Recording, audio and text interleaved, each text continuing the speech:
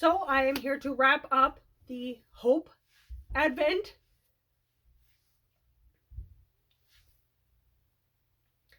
And I listened to Hope Upon Impact, the story of 12-year-old Evelyn, who was hit by a huge tree branch that fell off of a tree, and she was running to protect her puppy and covered him with her body, but was not protecting her own head. She was protecting the puppy, and the tree branch hit and fractured her skull and lacerated her foot. The scenes in this book are quite descriptive of the injuries that she suffered, and it's very kind of squeamish if you don't like medical descriptions like that. And what is really interesting about the story is that the puppy also suffered a very similar injury, actually, and had a traumatic brain injury as well. And happy ending, he did survive and was okay, but he had to be rushed to the vet at the same time that Evelyn was being rushed to the hospital for her traumatic brain injury. So, happy ending all around if you choose to watch this. Happy ending all around if you choose to listen to this story or read this story. But it was interesting to see how the dog was injured in the same kind of way that Evelyn was injured, and how the recoveries kind of followed each other a little bit. This story, I picked this one for Hope because it was called Hope Upon Impact. And I think it's very much filled with faith and just trusting God through all of it, every step of the way. What's really amazing about this story is that Evelyn had huge brain trauma and was out of the hospital within a week. And within 3 weeks, she was back to doing activities and stuff like that. So it goes to show the power of children and how fast they can heal, the amazing medical advances that we have and that they had access to in the States where they were, and to God and the miracles that the miraculous ways that God showed up through their story. And I just wanted to share a little bit about my story and our accident. It wasn't quite as traumatic as Evelyn's accident was, but we were in a car accident 10 years ago now. On December 27th, it will be 10 years. And we had a 7-week-old baby, our second child, and she was 7 weeks old that day, in the back seat in her bucket car seat, rear facing. And we had my daughter, who was 2 weeks away from her second birthday. She was not quite 2 years old yet, and she was forward facing in her car seat behind my husband.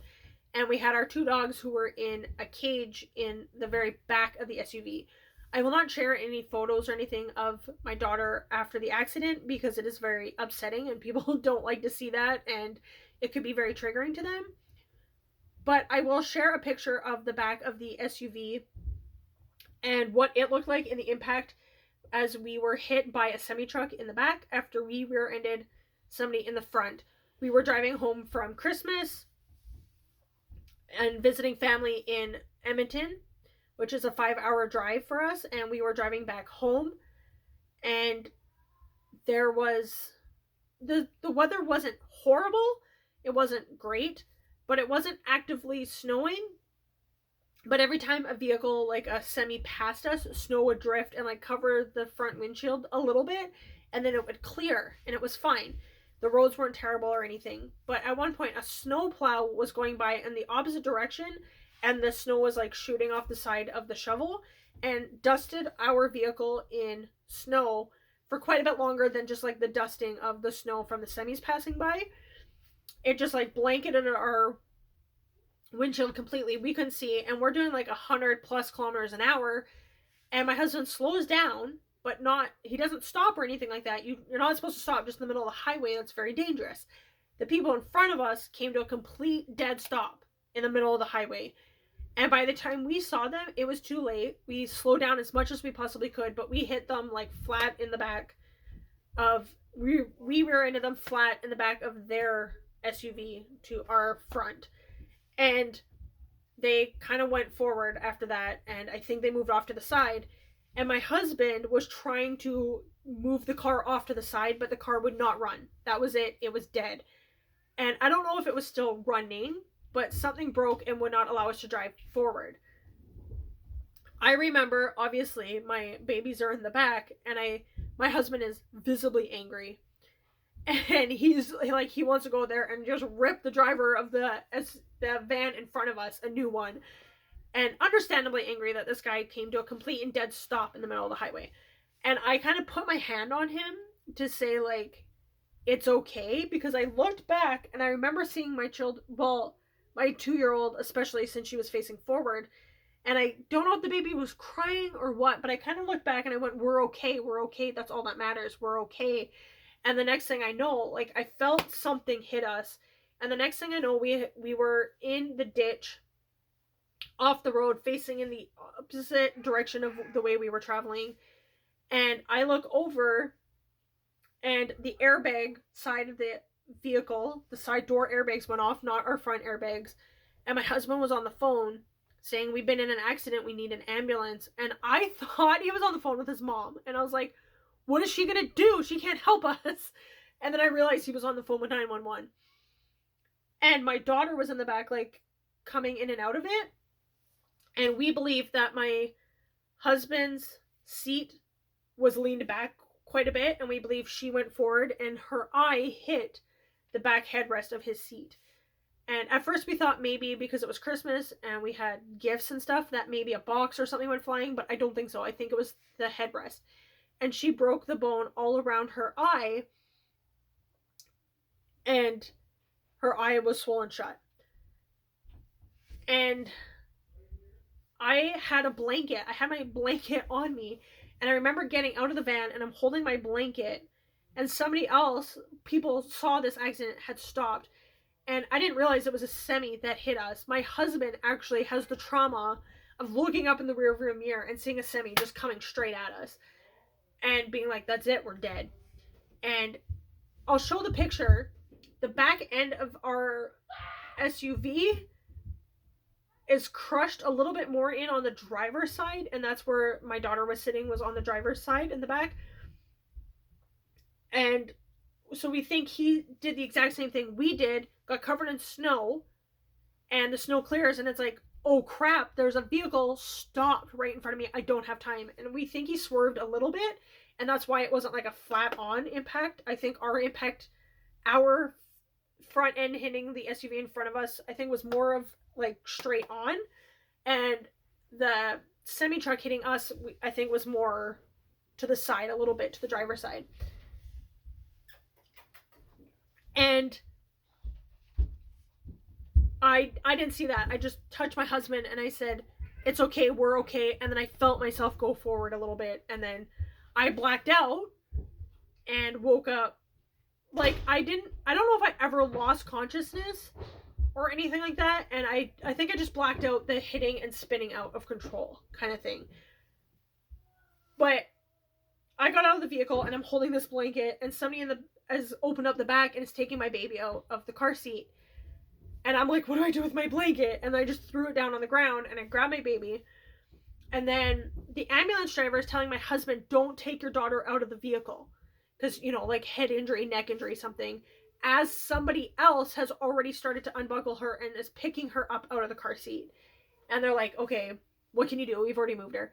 So I get put in somebody else's pickup truck, and the lady sitting in the front of that pickup truck is holding my 7-week-old baby, Maya, and like rocking her and trying to keep her happy, and is like showing her, like, there's mom in the back. And I'm holding our daughter, Sophie, who's coming in and out of consciousness, and they're telling us on the phone, my husband's standing beside me outside the truck on the phone with the paramedic, well, with 911, with the operator, and she's saying, keep her awake, and I'm trying to keep her awake, and every time I wake her up, she's crying, and then she's like falling back asleep, and I'm like, no, stay awake, and her eye had swollen shut, but it didn't look terrible, but I was worried about brain damage, brain swelling, bleeding in the brain, all that stuff. I was so worried. My husband's like, what about her eye? Like, a little bit after the ambulance came and stuff, like, what about her eye? What about her eyesight? I was like, I don't care, take her eye, just protect her brain, right? And what made me think with this accident from the book and our accident is the thing with the dog. We had two dogs in the back of the van, and they were sharing a kennel in the back of the SUV. And I remember once we're in the van and I got my daughter and I'm trying to keep her awake and the baby's okay and we're all relatively okay. My daughter is injured, but she's breathing and awake-ish and crying and stuff. So like for right now she's okay. And I'm like, I look at my husband and I'm like, Sebastian, get the dogs. And he's just staring at me. And I'm like, I never crossed my mind that the dogs would not be okay. I was just too caught up with the kids, and I was just like, Seb, the dogs, they're probably scared, they're stuck in the SUV, grab them. And he's just like, what's going through his head is, they're dead. I don't want to go back there. I don't want to see that. We had I'll post a picture. We had a Basset Hound and a Poodle cross, and he was like 12 pounds. The Basset Hound's like 45 pounds, so they're not huge dogs or anything. But he's like, no, I'm not going in there. I'm not going back there. They're dead. And I'm like, get my dogs! Like, what are you doing? Why are you just standing there? I got the baby. Just, you get the dog. And then a guy comes up and he's like, can you help me get your dog? I'm trying to get them out and he's trying to bite me. And our poodle, like, in any circumstance where a dog is injured, hurt, scared, any dog can bite you. But our poodle would be more prone to biting than our Basset Hound would be. She was very sweet. She loved people. She was more likely to eat the Basset Hound than harm a person at all. So it was the poodle that was like attacking this guy and like trying to bite him. And I don't think the Basset Hound was I don't think Maribel was giving any trouble whatsoever. But again, it doesn't matter how gentle your dog is if they're hurt, injured, scared, things like that. Like they also went through this traumatic car accident with us. So the guy's like, can you help me get your dog? He's trying to bite me. And my husband's like, I'm going to pull out half of a Boston. Like, I'm going to grab him and, like, his back end is going to be missing or a leg ripped off or something horrific. And he's like, my husband's like, well, what do I do? Okay, I'll help you. And there was some screws missing on the kennel. So they were able, the guy pried open the kennel and my husband went in and reached in and grabbed out our little 12-pound poodle and managed to get the Basset Hound out, and they're just like leaping around in the snow, having a ball. Like, not even injured at all, no, not a bloody nose, nothing. And what was really amazing is a few days after the accident, my husband went back, our car had gotten towed, and he went to the impound place with his brother there was nothing they could do, like, it was totaled. It was a write-off completely. But we had all our Christmas stuff in there and everything like that, so they went back to go grab everything that we had in the vehicle that we could. And he stuck his hand in the back where the dogs were and cut himself on a piece of glass. The back window had shattered, and it just was such a God wink, a God moment for me to see that the whole window had shattered and our dogs didn't even have a scratch on them.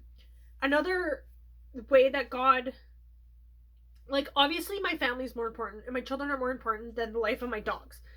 But as Julie was talking about in her recounting of the story of her daughter's accident, going through that the trauma and not knowing what's going to happen to your child and everything like that, on top of that having to deal with your dog dying, it just feels like too much. And it's just another thing that you have to deal with, and the sadness of losing your pet. And especially in her case where her child was 12 and this was like her puppy. And in our case, the baby wouldn't have noticed, and our child was 2, right? So she wouldn't have noticed the loss of the dog so much, but it would have been trauma for us. And on top of the medical trauma of our child that our child was going through. Me and my husband were not injured. I had a bruise on my, like, hip from the car seat, or the seatbelt, and on my shoulder, and my husband had a little bit of bruising, and our 7-week-old had, like, nothing at all. She was perfectly fine. The dogs were perfectly fine. It was just our one child. And I went in the ambulance from the scene of the accident to a tiny hospital a hospital in a tiny town about 40 minutes away. And my husband got a ride in another ambulance with our 7-week-old. They transported her in her car seat because we didn't know if there was an unknown, unseen injury there. And I got to the hospital first. They take Sophie in for like emergency, like triage kind of thing. And I'm just waiting to find out what happens. My husband walks through. He's got the baby. And I go up to them and I'm like, where's the dogs? He's like, I don't know. So I'm like, well, hopefully somebody traveling on the road took these 2 dogs, put them in their vehicle, and said, I'll take them to either Edmonton or Fort Mac, whatever direction they were heading in, and we'll get our dogs back. And I'm like, what can we do? We have to take care of our children. Take care of our daughter. And then a nurse comes in and is like, the firemen are here because the fire truck showed up at the scene of the accident. They'd like to talk to you. They had our dogs. They found a vet in town and said, we will pay for the dogs to stay at the vet for 2 nights. And so we were like, thank you, thank you, thank you. And my daughter was put into a coma to protect herself from causing any more harm because she would, like, in the ambulance, they're trying to put the neck brace on and she's trying to rip it off and all this stuff. So they don't know the extent of her injuries yet. So they put her they induce her, they're breathing for her. And the doctor at the ER there said, I'm riding in the ambulance with her. And my husband was able to go with them. And I was stuck in Athabasca by myself with a 7-week-old baby. No idea how I'm going to get to Edmonton. And my dogs are at the vet. So I put this on a mommy group on Facebook. And somebody sent their husband to come pick me up with a car seat because we've been in an accident. The car seat is now garbage. And he's like, I'll travel with your dogs and everything like that. I talked to the vet. The vet is like, yeah, our Basset Hound was food aggressive around other dogs. And they're like, yeah, we tried to feed them, but the Basset Hound kind of attacked the other one, so we separated them. That's it. The vet checked over the dogs. There was no injuries, nothing. And they were only there 1 night. Maybe 12 hours. And so I don't know if the vet charged the fire department or not, or if they gave their services for free, or if the firemen did pay for it. I don't know. But that was like such a huge God wink and God moment for us, that God knew that our dogs were important to us. God knew that there was, like, vet bills are expensive. And he helped provide for the dogs in the midst of all this chaos. And he provided a ride for me to have and my daughter to have and the dogs to have to go back to Edmonton. And thankfully, at the end of it all, ultimately, our daughter had a broken bone. And there's this space underneath your eyes has like a trap door, basically. So if you do have a high impact collision with the side of your face, it will kind of collapse to protect the eye. And it kind of like prevents the eyes from bulging out or something. But what can happen is the muscle here can get trapped under there, and then you would lose blood to the eye and things like that. So they had to do a very small surgery. They put like the tiniest little incision there. They pulled out the muscle, and all of a sudden, like the next day, her eye looked 1,000 times better. The scary part is when I last saw her the night of our accident, her eye was closed. It was like a yellowish, you know when you get a bruise and it's like the bruise is healing and it's like that yellowish greenish color? It was kind of like that from what I remember, and it was just swollen shut. And her eyelid was quite swollen, but that was it. The next day... What's up? We're going to be leaving soon. You need to still eat supper. Okay. I'll be up in a few minutes.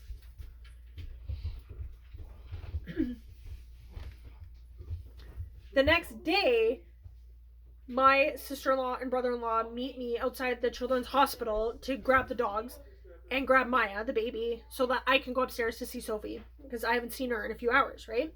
And they're like, she looks so much better than she did yesterday. She looks so much better than they did yesterday. And they're trying to like prepare me for what I'm going to see. Oh my gosh, she looked 1,000 times worse from when I had last seen her. When they seen her until that morning, she looked better. From the time I saw her to then, her whole eye was black. Horrible. I could show you pictures, but again, I won't. It was just, I was like, oh my gosh, like it just looks so much worse. But it was a broken bone. It like normally, you break your arm or your leg and it's in a cast. They're not casting the side of her face, right? So after they did that little surgery, like pretty soon after, like the next day or so, our accident was on a Friday. So I think like by Sunday or Monday, I think it was Sunday, they had to sedate her to get an x-ray or some kind of imaging. I don't know if it was quite an MRI, but they had to get some kind of imaging on her face. So just her age and stuff, they sedated her. And she was sedated for like a minute to get this medical imaging. She was so stoned coming out of there. They have her in the stroller, and remember, she's almost 2, so she can talk a little bit and stuff. And she's just like, hi, mommy, and like totally out of it. So just a little bit of levity in the middle of all this chaos and stress and everything like that. So yeah, I just wanted to share my story of our tragic, I don't want to call it tragic because no one died. And I don't know what happened to the guys in front of us. I don't think anyone was injured seriously enough to need medical attention or like immediate medical attention, maybe like a whiplash or something, but I don't know. I never heard from them again. I don't know about the semi-truck driver behind us. I think like he was fine, but because of insurance purposes and because he was a company truck, we did have like an insurance guy come to us and talk to us about the accident and what happened and everything. I don't blame the guy behind us at all. He crashed into us because we were at a dead end in the middle of the highway. Like the people in front of us. But, you play that what if game. What if I didn't want to leave that day because we woke up late? And I was like, told my husband, why don't we just stay one more night? But we'd already been in town like a week. We wanted to go home. And I understood that, but I was like, it's already getting late. And, it's the middle of December.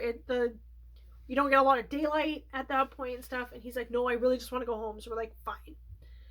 We stopped the turnoff before the road that we were on that the accident occurred on. We stopped, went to the bathroom, and I saw these pair of like hot pink gloves that have like the special things on the fingers